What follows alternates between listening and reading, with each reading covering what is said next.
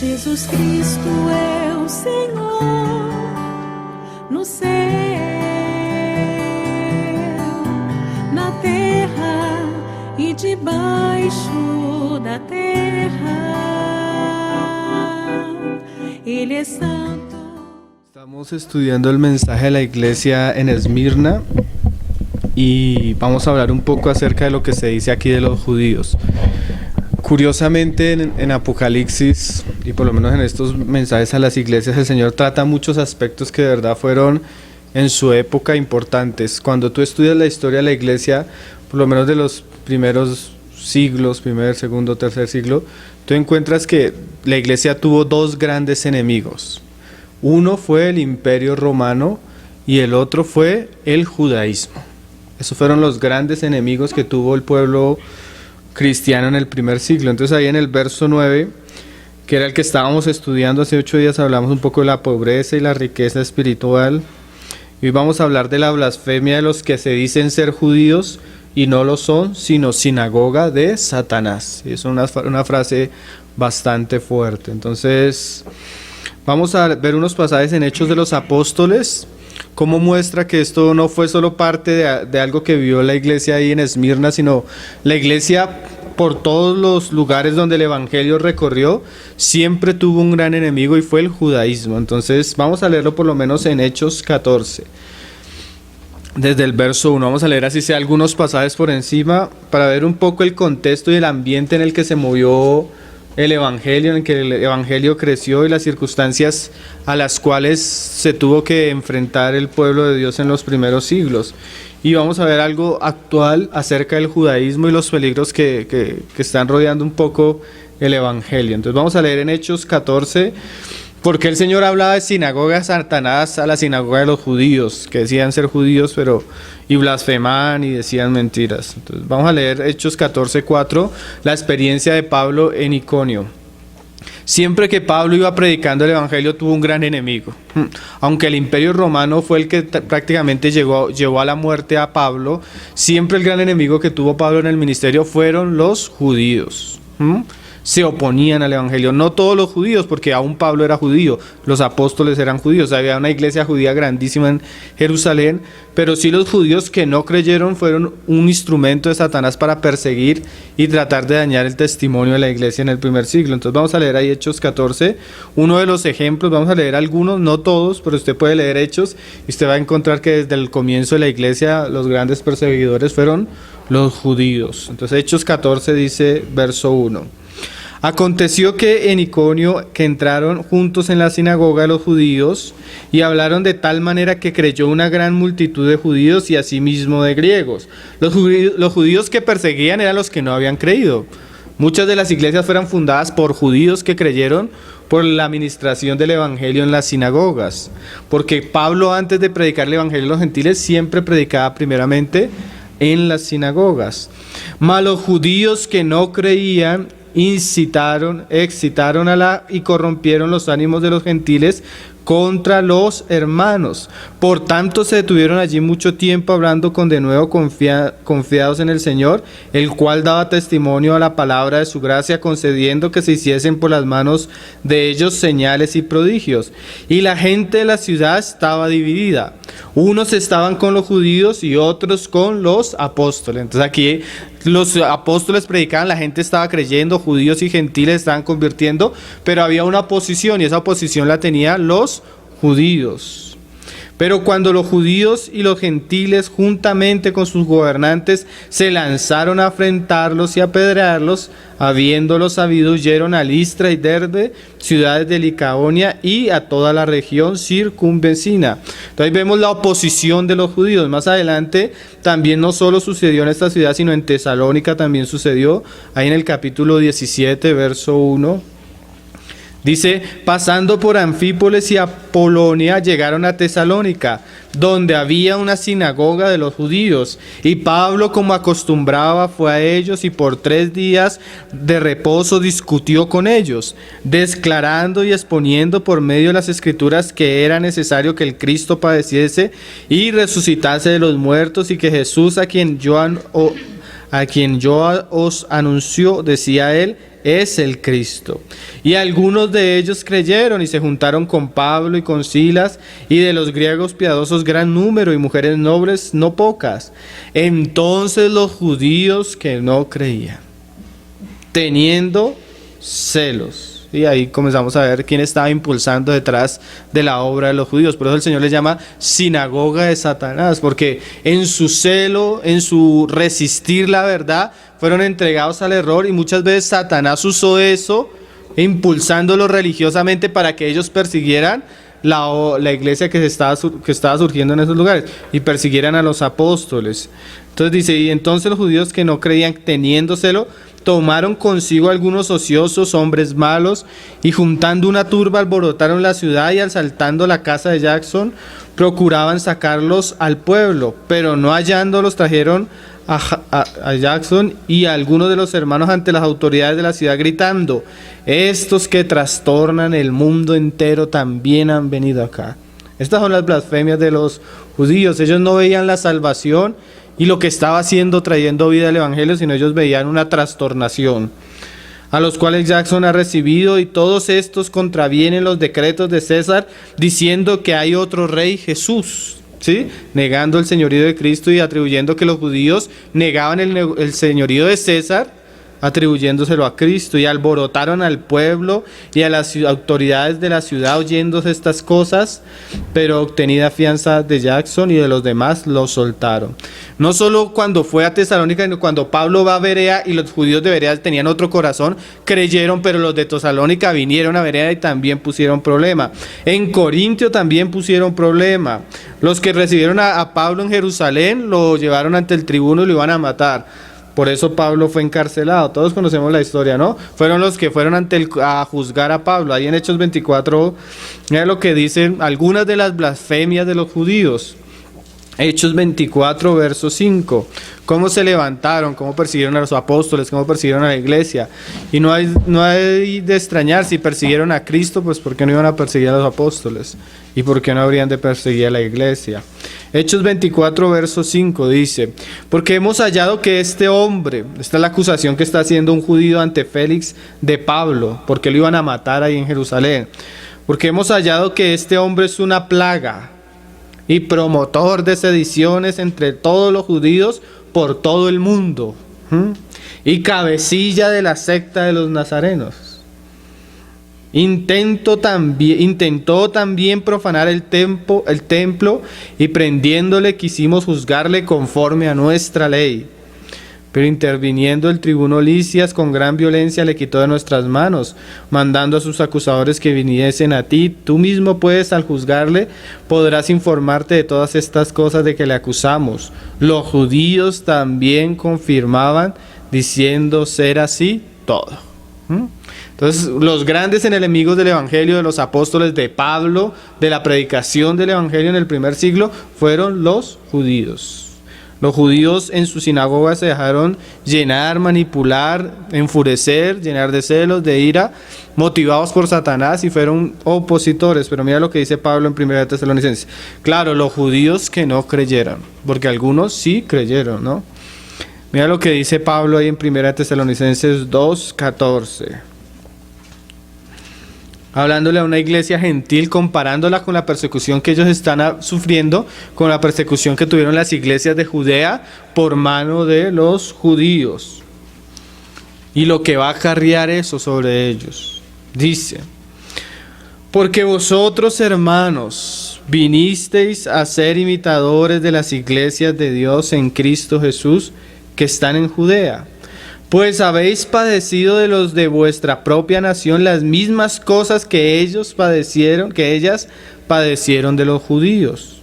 Y va a hablar de los judíos, los cuales mataron al Señor Jesús y a sus profetas y a sus propios profetas, y a nosotros nos expulsaron, y no agradan a Dios y se oponen a todos los hombres, impidiéndonos hablar a los gentiles para que éstos se salven.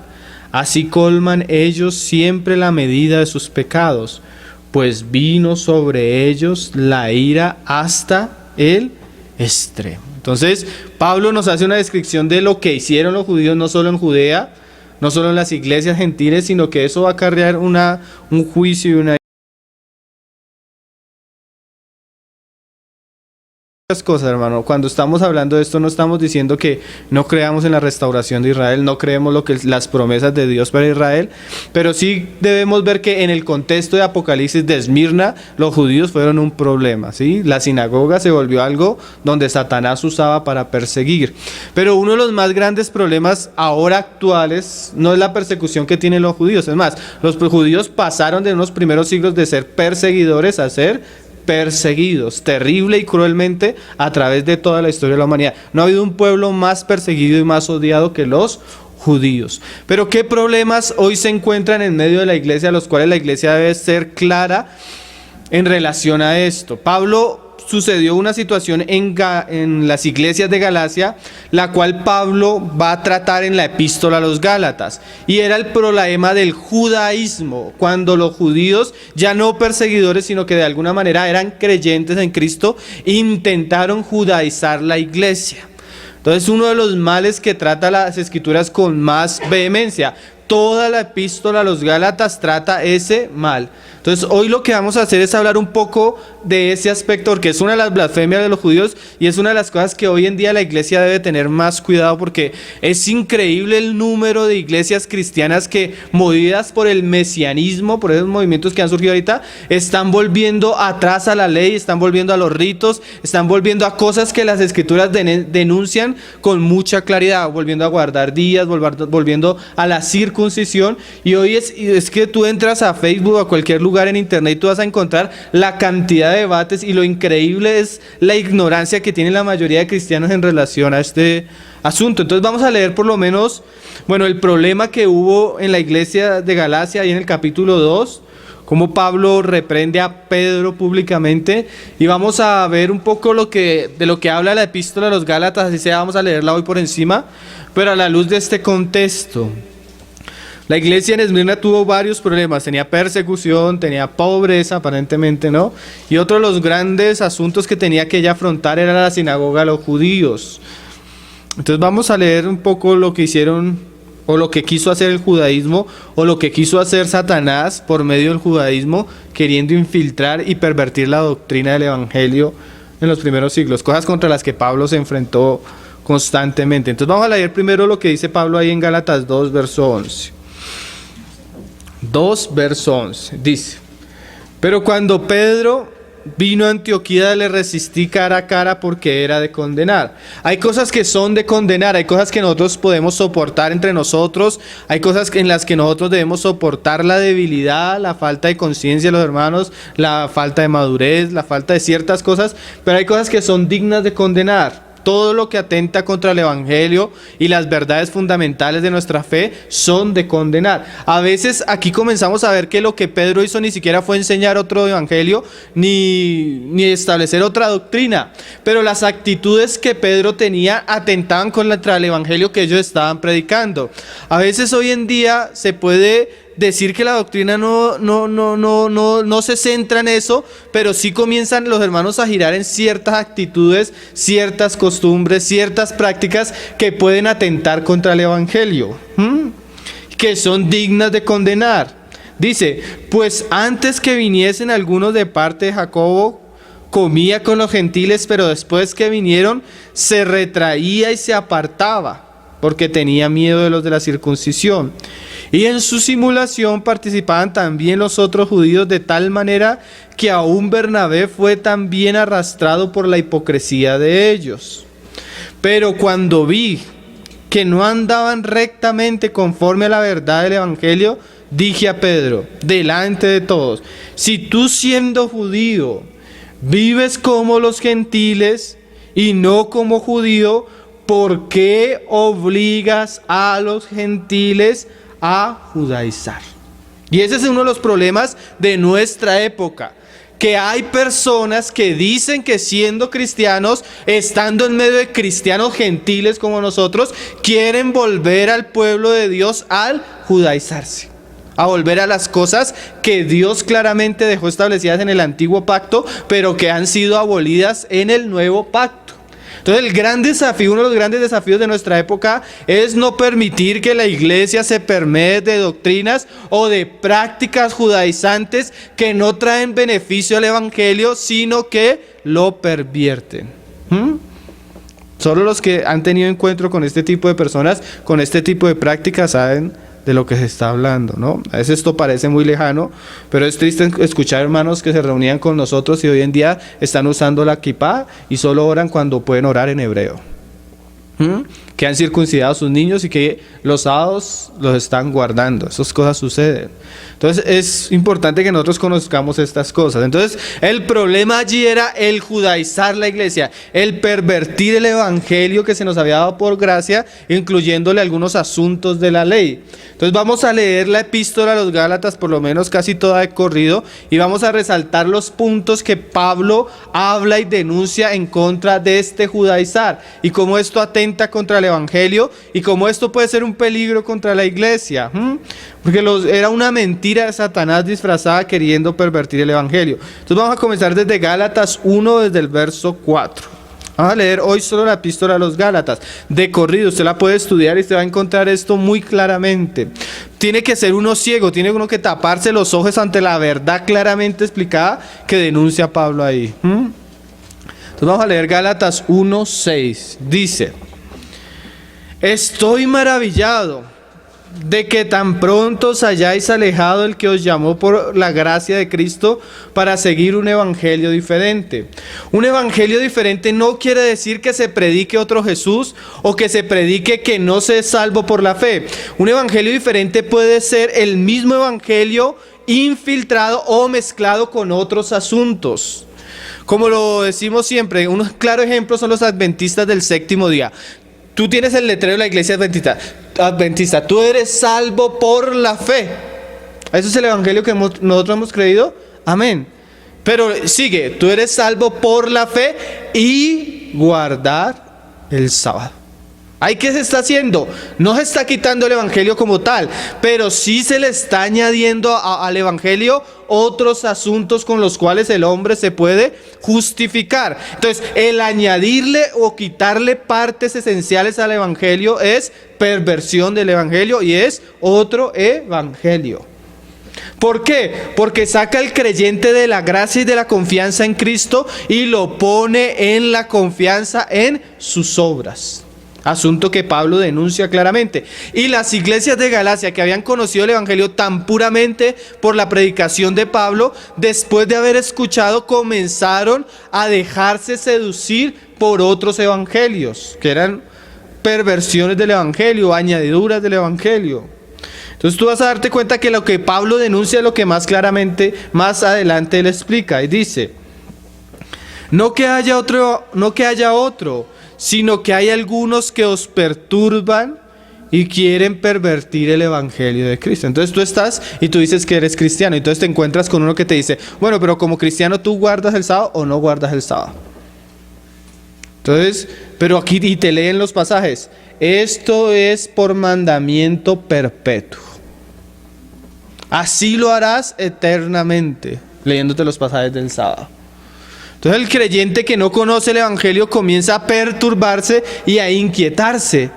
Yo quiero seguir al Señor, yo quiero ser descendencia de Abraham. Entonces mira lo que dice: tú debes circuncidarte tú y todos tus hijos, porque esa es la señal del pueblo de Dios. Y te muestran pasajes del Antiguo Testamento. Entonces comienza a haber una turbación en los creyentes, y así pasó en las iglesias de Galacia.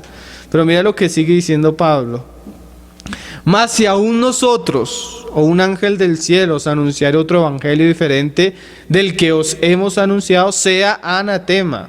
Como antes hemos dicho, también ahora lo repito: si alguno os predica diferente evangelio del que habéis recibido, sea anatema, o sea, sea maldecido.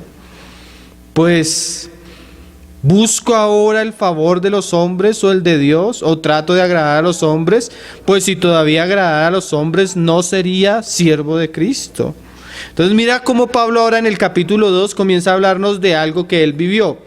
Si hay algo que puede debatir claramente esos argumentos ahorita de guardar el sábado y todos estos asuntos, es que no solo los apóstoles, sino las iglesias en el primer siglo que guardaron el evangelio como tal, no practicaron ninguno de estos ritos.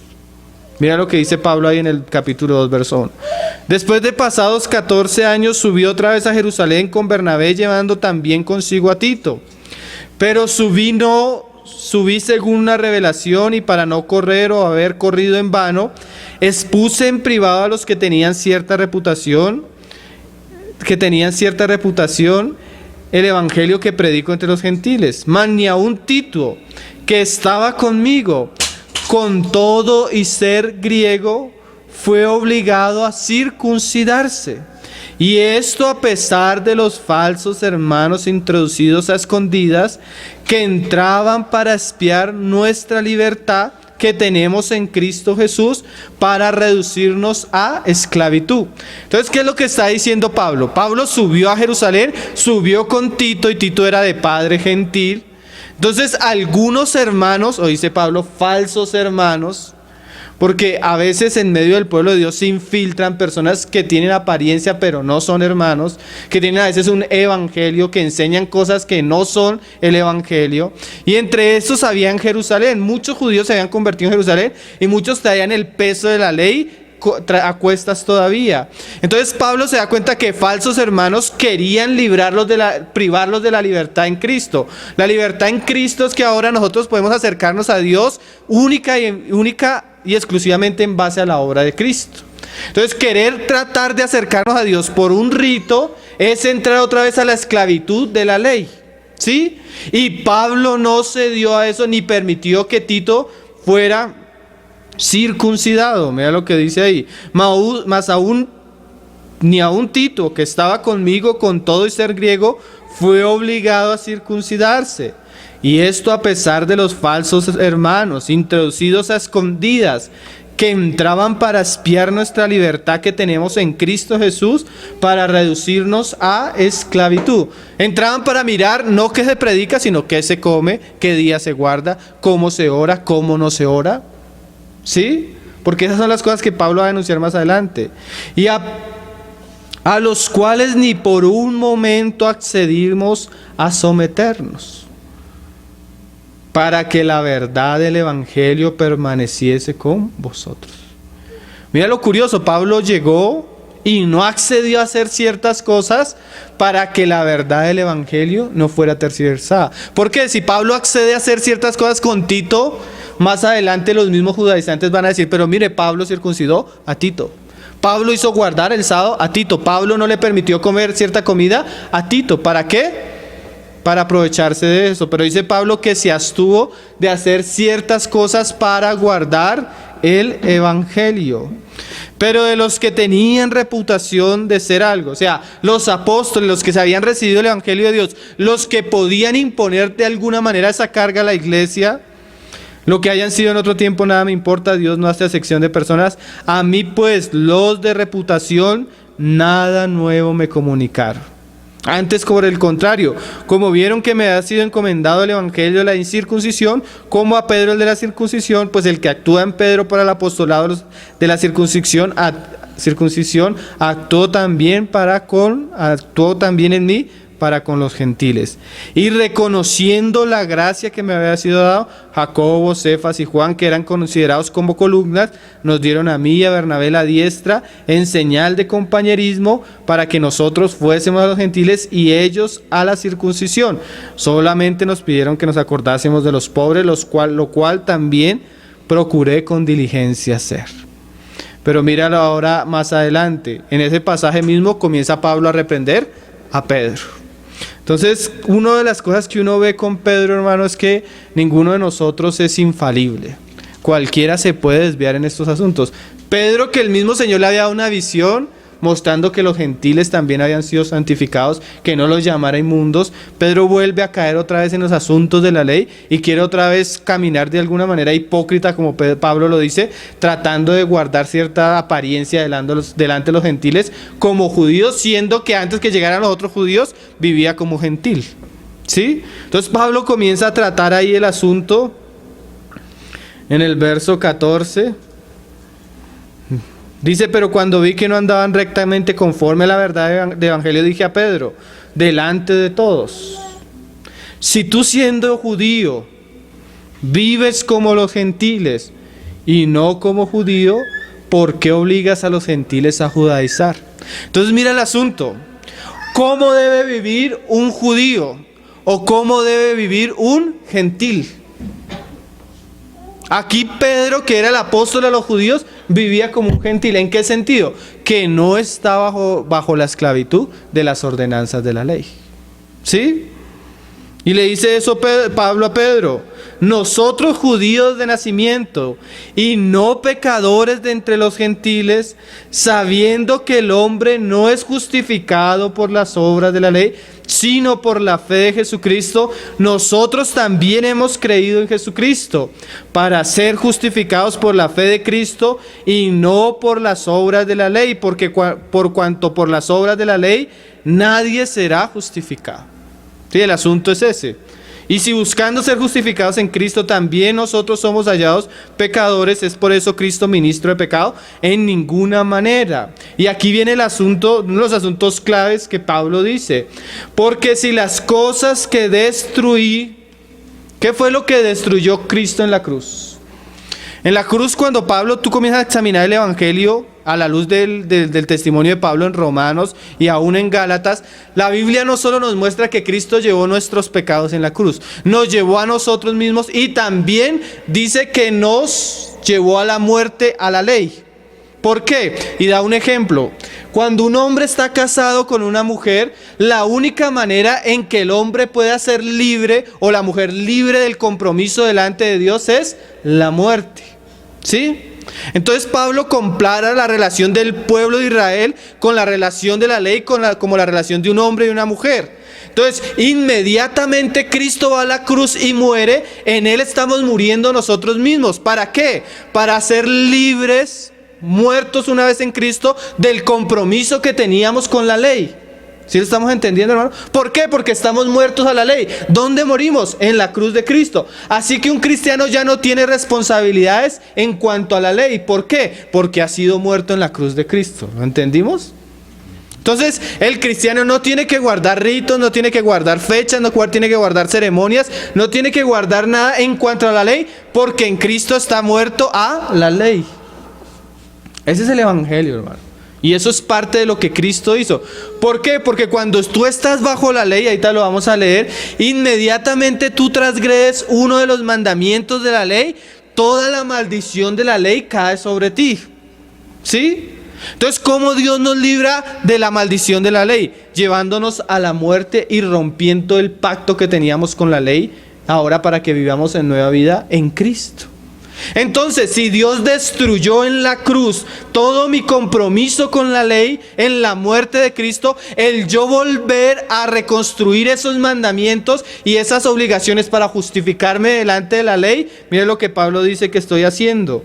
Porque si las cosas que destruí las vuelvo a edificar, transgresor me hago. ¿Transgresor me hago de qué? Del Evangelio. ¿Sí? ¿Transgresor me hago de qué? De la gracia. ¿Transgresor me hago de qué? De la predicación de Cristo crucificado. Porque yo por la ley soy muerto para la ley a fin de vivir para Dios. Con Cristo estoy juntamente crucificado y ya no vivo yo. Y mira que eso lo está relacionando es con este asunto. Con Cristo estoy muerto, ya no vivo para la ley. Mas vive Cristo en mí, y ahora lo que vivo en la carne, lo vivo en la fe del Hijo de Dios, el cual me amó y se entregó a sí mismo por mí. No desecho la gracia de Dios, pues si por la ley fuese la justicia, entonces por demás murió Cristo. O sea que si justificarme delante de Dios por guardar ritos, por guardar el sábado, por circuncidarme, entonces ¿para qué murió Cristo? Si el Evangelio no fuera algo nuevo, un testamento nuevo, que hacia atrás el Antiguo Testamento, ¿para qué Dios hace un Nuevo Testamento? Hubiera remendado el Antiguo, hubiera añadido ciertas cosas al Antiguo, pero Dios abolió, Dios dice que una vez sellado el Nuevo Testamento, el viejo es dejado atrás y se envejece. Hebreos. Entonces imagínate la locura de un creyente que es salvo por la fe, que está caminando con Cristo, que está caminando por la gracia y comienza a escuchar ciertos predicadores, cierto mensaje y vuelve a guardar el sábado. Y vuelve a circuncidarse, y vuelve a no comer ciertas comidas, y vuelve a ciertas cosas que no tienen valor y atentan contra la gracia en Cristo Jesús. ¿Sí? O no solo el creyente que vuelve atrás, las iglesias que dicen ser cristianas y todavía tienen el yugo de la ley encima. ¿Sí? La ley no es mala, la ley es buena, hermano. Pero en cuanto a la justificación delante de Dios, Dios la hizo a un lado, nos hizo muertos a la ley para que vivamos en nueva vida en Cristo. Y la iglesia no puede volver a caer en las tentaciones que Satanás había puesto desde un principio. La iglesia debe conocer el evangelio. Estos libros, Romanos, Gálatas, Hebreos, nosotros debemos leerlos y releerlos, estudiarlos, conocerlos, porque ahí está la verdad del evangelio claramente explicada. Dice Gálatas 3: oh Gálatas insensatos, ¿quién os fascinó para no obedecer a la verdad? A vosotros, ante cuyos ojos Jesucristo fue ya presentado claramente entre vosotros como crucificado. Esto es lo más terrible de los Gálatas, que no eran personas que estaban hasta ahora escuchando y tal vez se les podía engañar porque eran ingenuos e indoctos. Ellos habían conocido claramente el evangelio. Esto solo quiero saber de vosotros: ¿recibiste el Espíritu por las obras de la ley o por el oír con fe? Cuando Pedro llegó a casa de Cornelio, comenzó a hablarles. Eran gentiles, comían como gentiles, tenían una tradición gentil totalmente contraria a la ley. Ellos no habían hecho nada, pero la predicación del evangelio trajo arrepentimiento. Inmediatamente Dios derrama de su espíritu y ellos comienzan a hablar en lenguas. ¿Qué obra hicieron para que Dios hiciera ese milagro en ellos? Nada. Que lo único que hicieron fue creer al evangelio. Pero a veces se comienza creyendo y se termina en las obras. Se comienza por la fe y se cae en el legalismo. Hoy en día, hermano, hoy en día es muy común que salga un predicador y que dice que es judío y porque lleva una kipá se le da como un lugar de preeminencia. Y dicen, es que nosotros como judíos, como conocemos el hebreo, tenemos más claridad al entrar al idioma, a las escrituras y más entendimiento. Y los andan invitando de aquí para allá y cuando llegan a ciertos lugares predican el evangelio y mezclado con ciertas cosas, con ciertos ritos que atentan contra las verdades del evangelio. Y son muy conocidos en internet. Hace poco uno cayó vergonzosamente en una cosa. ¿Por qué? Porque se les da un lugar creyendo que porque son judíos. Y muchos, cuando los examinan si verdaderamente son judíos, no lo son. Como dice otra epístola de los mensajes a las iglesias. Los que dicen ser judíos y no lo son. Porque hoy también se hace mucho énfasis en los apellidos, en la descendencia. Cuando en Cristo Jesús no hay ni judío ni gentil. Pero hay que tener cuidado con esas cosas, hermano. Porque a veces la cuestión comienza en cosas pequeñas. Hay que entender estas cosas con delicadeza. Dice: tan necios sois, habiendo comenzado por el Espíritu, ahora vais a acabar por la carne. Tantas cosas habéis padecido en vano, si es que realmente fue en vano. Aquel pues que os suministra el Espíritu y hace maravillas entre vosotros, ¿lo hace por las obras de la ley o por el oír con fe?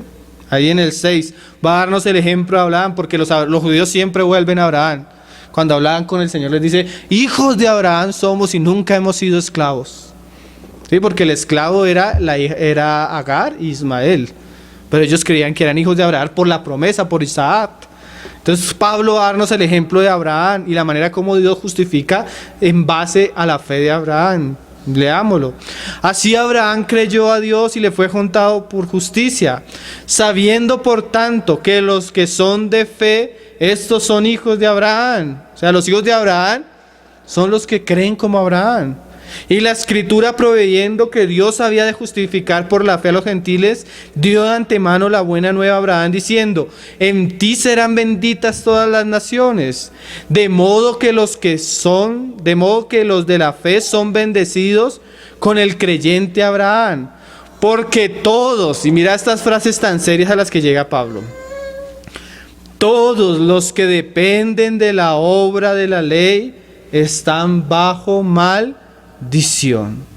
Pues está escrito: maldito todo aquel que no permaneciere en todas las cosas escritas en el libro de la ley para hacerlas. Entonces, ¿qué es lo que está diciendo Pablo? Mira la cuestión. Pablo le está diciendo a los creyentes que si ellos se quieren justificar por las obras de la ley, tienen que cumplirlas todas. O sea, si tú quieres guardar el sábado, tienes no solo que guardar el sábado, sino cumplir todos los ritos. Por ejemplo, tu hijo es desobediente, necio, un borracho, un dormilón y no te obedece. Si tu hijo no te obedece, la ley te mandaba a apedrearlo. Eso también tienes que hacerlo. ¿Sí?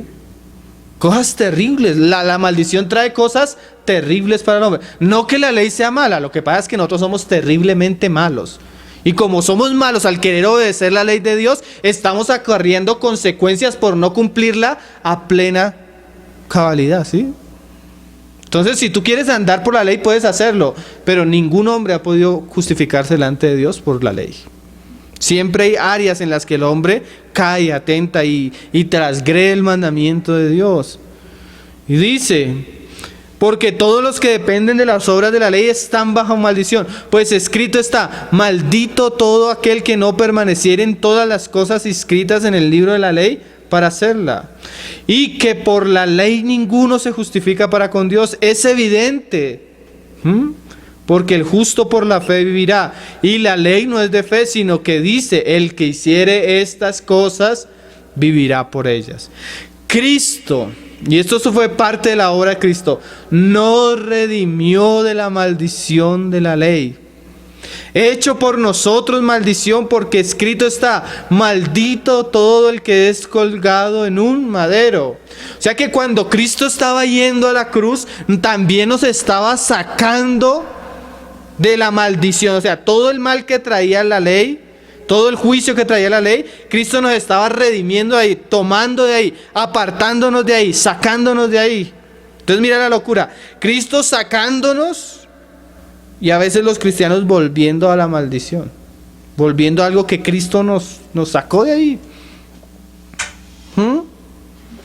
Para que en Cristo Jesús la bendición de Abraham alcanzase a los gentiles, a fin de que por la fe recibamos la promesa del Espíritu.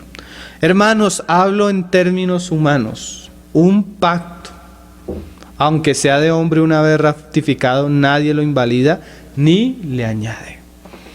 En cuanto al nuevo pacto, todo lo que Dios quería hacer, todo lo que Dios había dicho, ya ha sido ratificado y no hay que añadirle, ni tampoco quitarle. Y al haber hecho nuevo el pacto, ha dejado atrás el antiguo, con todas sus exigencias, hasta las promesas del antiguo pacto. Porque a veces los cristianos cogen la ley y bueno, no solo lo malo, sino lo bueno. Si tú haces esto, entonces Dios te bendecirá y serás cabeza y no serás... Entonces comienzan a aplicar las cosas de la ley buenas, pero que si tú no la obedeces no son buenas para ti. O sea, la ley trae cosas buenas a los que la obedecen, pero al que no le obedece le vienen las maldiciones de la ley. Pero nosotros ya no estamos ni bajo la maldición ni bajo la bendición de la ley. Estamos bajo la promesa del nuevo pacto en Cristo Jesús. ¿Estamos entendiendo, hermanos? Y dice, ahora bien, a Abraham fueron hechas las promesas y a su simiente. No dice, y a las simientes como si hablase de muchas, sino como de una, y a tu simiente, la cual es Cristo. Esto pues digo, el pacto previamente ratificado por Dios para con Cristo, la ley que vino 430 años después no lo abroga para invalidar la promesa. Y hay algo todavía más tremendo, antes de la ley vino la promesa. Porque si la herencia es por la ley, ya no es por la promesa, pero Dios la concedió a Abraham mediante la promesa. Entonces, ¿cuál era la función de la ley? Porque claramente la ley la dio Dios mismo, ¿sí? Esos pasajes que leemos en el Antiguo Testamento, todos los dio Dios, todos los mandó Dios, pero Dios tenía una intención con todas esas promesas y con todo lo que hacía la ley. ¿Cuál era la intención? Vamos a leerlo en el verso siguiente. Entonces, ¿para qué sirve la ley? Fue añadida a causa de las transgresiones, hasta que viniese la simiente a quien fue hecha la promesa. Fue ordenada por medio de ángeles en mano de un mediador, y el mediador no lo es de uno solo, pero Dios es uno. Luego la ley es contraria a las promesas de Dios en ninguna manera, porque si la ley dada pudiera vivificar la justicia, fuera verdaderamente por la ley. Mas la Escritura lo encerró todo bajo pecado, y eso lo hace la ley, ¿no? La ley nos muestra nuestra condición de pecado, para que la promesa que es por la fe en Jesucristo fuese dada a los creyentes. Pero antes que viniese la fe, estábamos confinados bajo la ley, encerrados para aquella fe a que iba a ser revelada. O sea, ¿qué hizo Dios? Confinó al hombre, lo cercó por medio de la ley, y el único camino que había escapatoria de la ley, el único camino que llevaba al hombre a salir de allí, era Cristo. Y dice, de manera que la ley ha sido nuestro ayo. El yugo que Dios puso en el hombre para que el hombre pudiera conocer a Cristo era la ley, para llevarnos a Cristo, a fin de que fuésemos justificados por la fe. O sea, la función de la ley era, como dice Pablo más adelante, como un tutor que tiene que llevar al niño preparándolo para la madurez, y la madurez del tiempo era Cristo. ¿Sí? Pues todos sois hijos de Dios por la fe en Cristo Jesús, porque todos los que habéis sido bautizados en Cristo, de Cristo estáis revestidos. Ya no hay judío ni griego, no hay esclavo ni libre, no hay varón ni mujer, porque todos vosotros sois uno en Cristo Jesús. Y si vosotros sois de Cristo, ciertamente linaje de Abraham y herederos según la promesa. Y mira que más adelante vuelva a explicarnos. Pablo entra en detalle en estos asuntos. Este libro ni siquiera es para interpretarlo, hermano. Solo leyendo claramente entendemos la intención del autor, ¿no? Gálatas 4:1 dice, por tanto digo, entre tanto que el heredero es niño, en nada difiere el esclavo, aunque es señor de todo, sino que está bajo tutores y cuidadores hasta el tiempo señalado por el Padre. Entonces, asimismo Dios al hombre le puso un tutor. Así también nosotros, cuando éramos niños, estábamos en esclavitud bajo los rudimentos del mundo. Pero cuando vino el cumplimiento del tiempo, Dios envió a su Hijo, nacido de mujer y nacido bajo la ley, para que nos redimiese a los que estaban bajo la ley, a fin de que recibiésemos la adopción de hijos. Y por cuanto sois hijos, ya no esclavos, ¿no? Dios envió a vuestros corazones el Espíritu del Hijo, el cual clama, Abba Padre. Así que ya no eres esclavo, sino hijo. Y si hijo, también heredero de Dios y por medio de Cristo. O sea, el Hijo es libre, el Hijo es hijo, no tiene que volver al antiguo rudimento. ¿Cuál es el antiguo rudimento de lo que viene hablando Pablo? La ley, donde se caracterizan los que son esclavos. Y él da la comparación con Agar y Agar Ismael, y con Rebeca y Sara y Isaac. Dice ahí en el 8, ciertamente en otro tiempo, no conociendo a Dios, servía a los que por naturaleza no son dioses, mas ahora conociendo a Dios, o más bien siendo conocidos por Dios, ¿cómo es que os volvéis de nuevo a los débiles y pobres rudimentos, a los cuales os queréis volver a esclavizar? Qué cosas, ¿no? Es muy claro, ¿no? Hermano, usted siendo creyente, ¿por qué se va a volver a guardar al sábado? ¿Por qué se quiere esclavizar? ¿Por qué se quiere justificar en algo que ya está abolido, algo que ya es débil, algo que ya no tiene valor delante de Dios? No, ahí no está hablando de los sábados, ahí está hablando de eso. Mira, guardáis los días, los meses, los tiempos y los años. Me temo de vosotros que haya trabajado en vano con vosotros. Os ruego, hermanos, que os hagáis como yo, porque yo también me hice como vosotros. Ningún agravio me habéis hecho. Ahí cuenta la experiencia de él con ellos. Y más adelante dice, en el 16, ¿me he hecho pues vuestro enemigo por deciros la verdad? Tienen celo por vosotros, pero no para bien, sino que quieren apartaros de nosotros para que vosotros tengáis celo por ellos. O sea, no solo sembraron, estas personas no solo sembraban un judaísmo en medio del evangelio, sino querían apartar a la iglesia del ministerio de los apóstoles, ¿sí? Bueno es mostrar celo en lo bueno siempre, y no solamente cuando estoy presente con vosotros. Hijitos míos, por quienes vuelvo a sufrir dolores de parto, hasta que Cristo sea formado en vosotros. Quisiera estar con vosotros ahora mismo y cambiar de tono, pues estoy perplejo en cuanto a vosotros. Decidme los que queréis estar bajo la ley. Porque hoy en día hay muchos que quieren estar bajo la ley. Yo me metí a un canal de debates entre cristianos mesiánicos y cristianos. Entonces salían, pero jovencitas. Hoy como que eso está muy de moda. Hay países donde eso está creciendo. Argentina, en México. Eso está por todo lado. Entonces decía una jovencita, ¿por qué me va a impedir guardar el sábado? Dígame, ¿por qué me lo va a impedir? Y dice Pablo, mira lo que estamos leyendo, la pregunta de Pablo. Decidme los que queréis estar bajo la ley. Es que miren, hermanos, a veces nosotros, naturalmente el hombre religioso no quiere seguir a Dios, pero sí quiere ser religioso.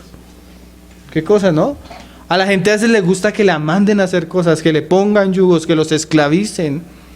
¿No habéis oído la ley? Y eso como que tiene un atractivo para la carne. A la carne le gusta orar y le gusta ponerse cierto tipo de ropa para orar.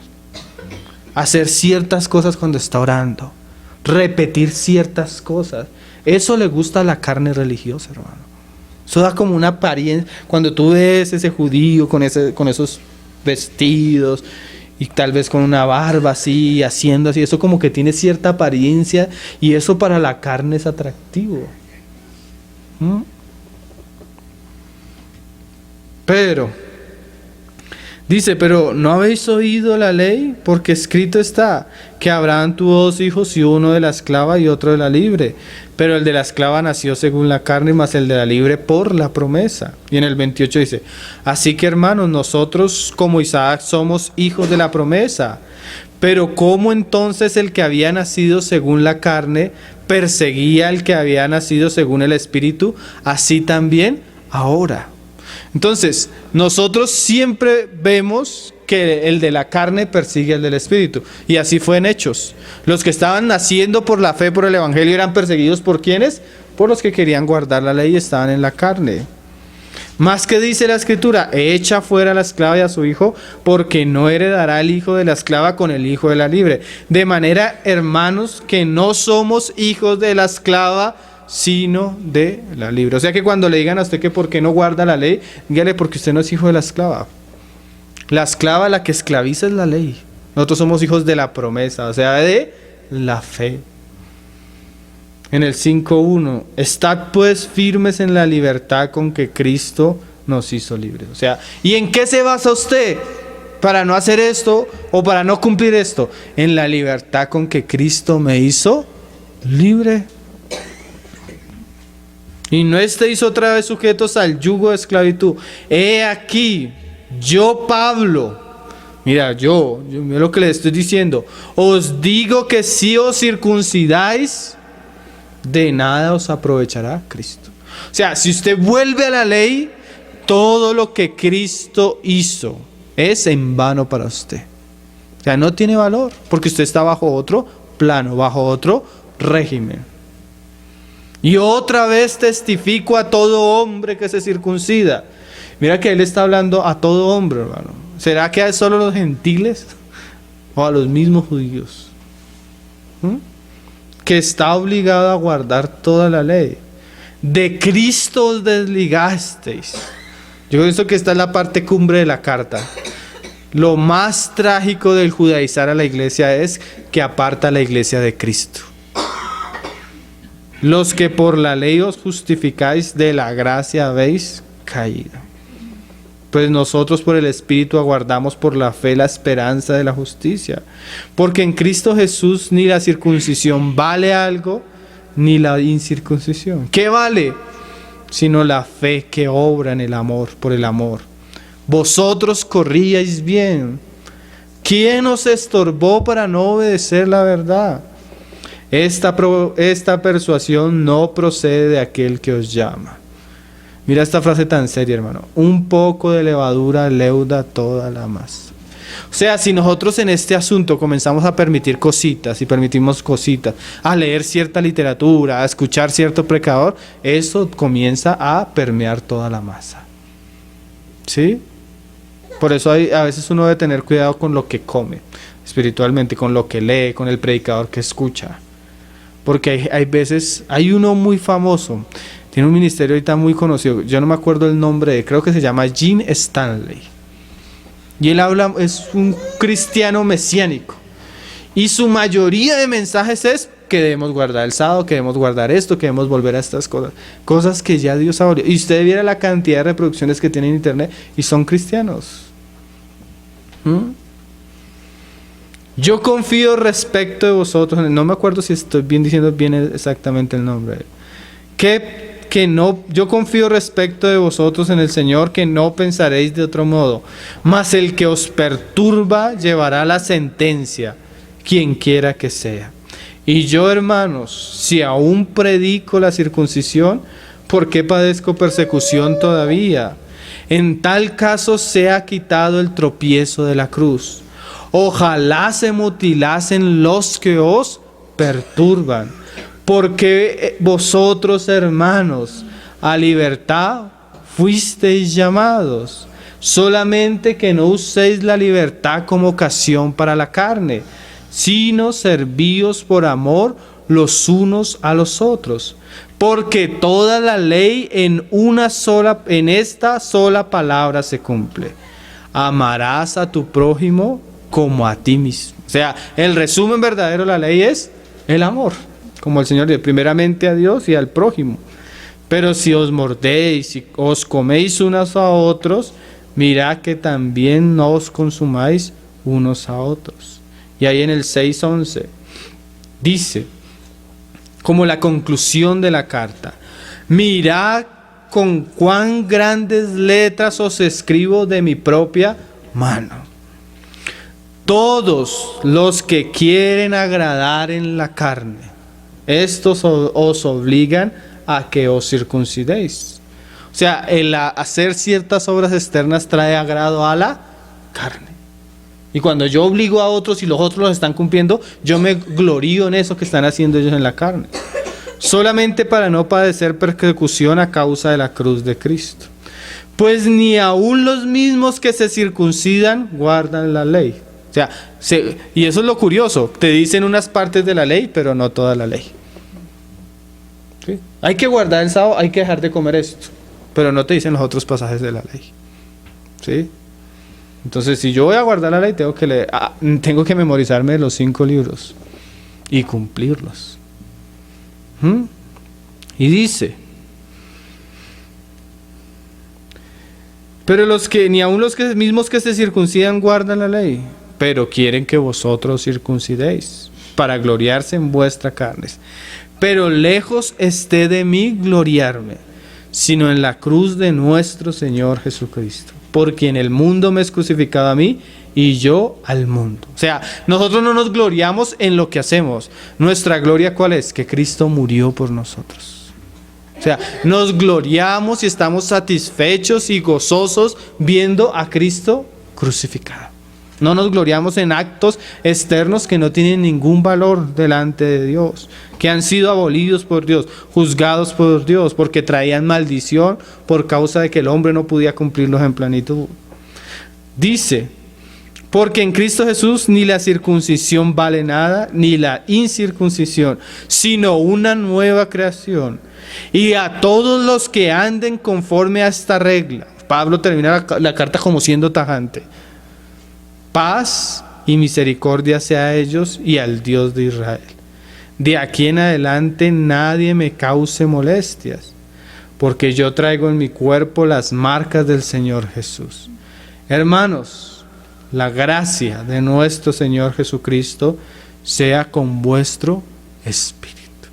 Aunque haya parecido tal vez tedioso y redundante, estos temas se deben conocer, hermano. En medio del judaísmo y del judaizar hoy en la iglesia hay muchas mentiras, muchas blasfemias, muchas cosas que atentan contra el evangelio y nosotros debemos conocerlas, por lo menos por encima. Leer la epístola a los hebreos también es algo supremamente claro. Entonces hoy queríamos simplemente enfatizar en esta epístola porque no lo habíamos hecho. En las otras, Hebreos ya lo hemos estudiado y Romanos lo hemos estudiado. Entonces, hermano, uno de los desafíos que tenía Esmirna era tener cuidado con el judío y con el judaísmo, las blasfemias. Y tarde o temprano, cuando los hombres se apartan de la verdad, pues Satanás coge un lugar ahí bastante importante. Entonces el Señor nos guarde en medio de nuestros tiempos, hermano, porque eso es más común de lo que nosotros nos imaginamos hoy en día en medio del cristianismo. Entonces oremos para terminar, hermanos. Amén. Entonces los peligros del judaísmo o la judaización de la iglesia. Padre, te damos gracias por tu palabra, Señor. Tu palabra es una firme roca, Señor, que da testimonio de la verdad, que defiende la verdad y que aclara la verdad, Señor. Te rogamos de todo corazón que tú nos lleves por el camino, nos guíes, nos dirijas, Señor, para que nosotros podamos seguir en pos de ti, Señor. Ayúdanos, danos claridad a conocer tu evangelio y a gozarnos en las verdades de tu evangelio, Señor. Guárdanos del error, guárdanos de los falsos evangelios, guárdanos de los falsos maestros, guárdanos de los falsos hermanos que introducen herejías destructivas en medio de tu pueblo, Señor. Guárdanos de volver atrás, de volver a aquellas cosas que tú has abolido, Señor. Haznos claros, haznos entendidos, Señor, y pon tu palabra en nuestra boca, danos sabiduría para que podamos responder a todos aquellos que están cayendo otra vez en el yugo y en la esclavitud, que se están apartando de ti por correr tras las obras de la ley, Señor. Ten misericordia de tu pueblo, de tu iglesia, que es santa, y envía tu palabra para que tu palabra corra, Señor, y muchos de los que están cayendo en estos asuntos puedan ser libres, Señor. Llévanos a la verdad. Tu palabra dice que conoceremos la verdad y la verdad nos hará libres, Padre. Te lo pedimos en el nombre precioso de tu Hijo Jesús. Ayúdanos en todas las cosas, Señor. Amén.